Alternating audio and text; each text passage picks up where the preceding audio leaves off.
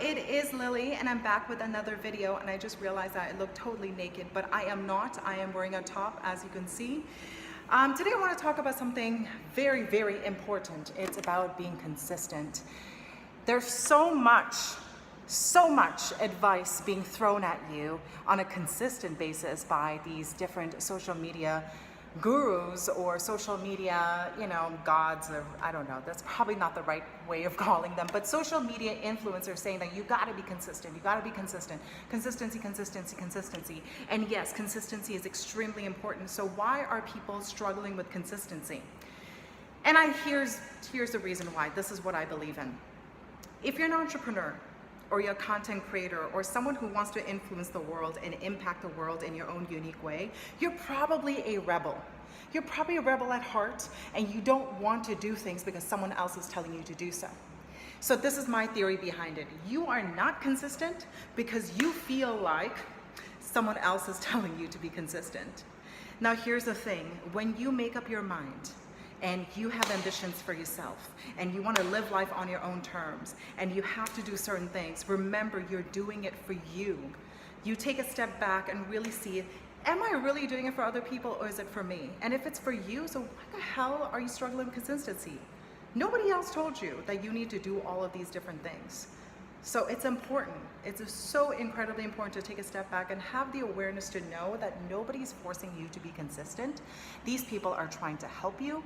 And if you feel like they're constantly telling you to be consistent and you feel like you don't want to be, because inside we have a rebel inside of us. I know, because I have it too. I have this side of me that I just love breaking rules. I just love it, even though sometimes I feel like it's for my own good, and I know in my heart that this is something I want to do, but if it comes from someone else, I don't want to do it because I want to rebel against it constantly. So I'm telling you this because I struggle with this myself.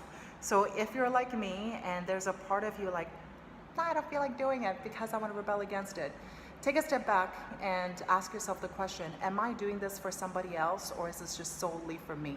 And if it's solely for you, stop rebelling against you and the world.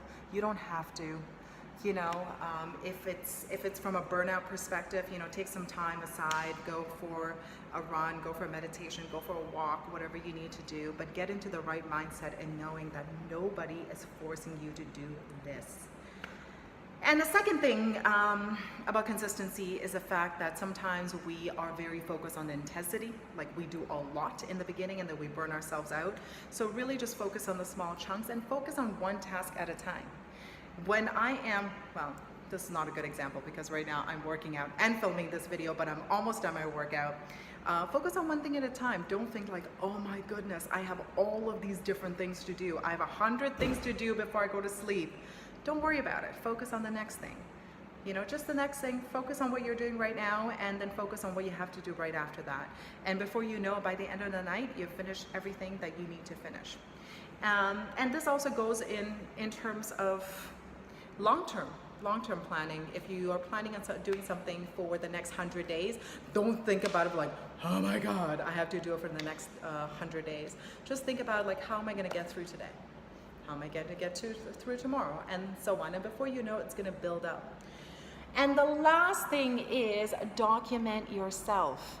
Documenting yourself is so important, because when you're trying to be consistent towards something, if it's working out or meditating, when you actually start to see physical changes in yourself, because I'm seeing it in myself, the more I'm meditating, because I think I'm in my 3rd week now of consistent meditation and working out, I'm seeing that my eyes are different. My eyes are more alert, I'm more focused, I'm more excited about things, and kind of tracking that process and that progress is very important.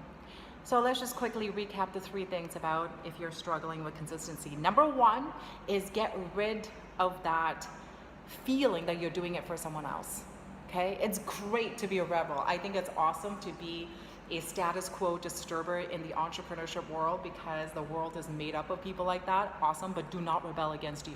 If you're doing it for yourself, just do it for yourself. Don't rebel against that.